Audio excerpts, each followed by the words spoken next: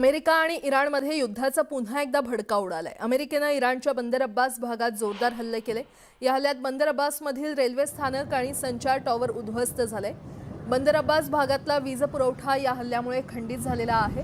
हल्ल्यात बंदर अब्बासमधील 7 जण ठार झाल्याची माहिती आहे। तर इराणच्या केशम भागातही अमेरिकेने हल्ले केलेले आहेत। दक्षिण पूर्व इराणमधील विमानतळावर देखील क्षेपणास्त्र हल्ला करण्यात आलाय।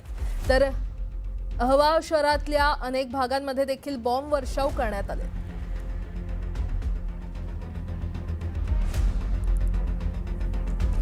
अमेरिकेच्या हल्ल्यांना इराणकडून देखील जोरदार प्रत्युत्तर देण्यात आलेलं आहे। इराणने कुवेतमधील अमेरिकेच्या सैन्य तळांवर हल्ले केलेत। इराणने केलेल्या क्षेपणास्त्र आणि ड्रोन हल्ल्यांनंतर अमेरिकेच्या तळांवर मोठी आग लागली होती।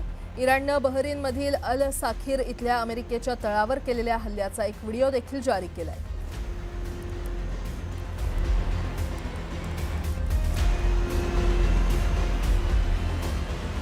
तर अमेरिकेच्या सैन्य तळांवर आता हल्ले करण्यात आलेले आहेत। कुवेत आणि बहरीनमधील तळांना लक्ष्य करण्यात आलं असल्याचं पाहायला मिळतंय।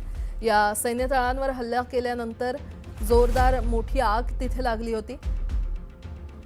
काही दृश्य समोर आलेली आहेत। इराणने देखील अमेरिकेला जोरदार प्रत्युत्तर दिले।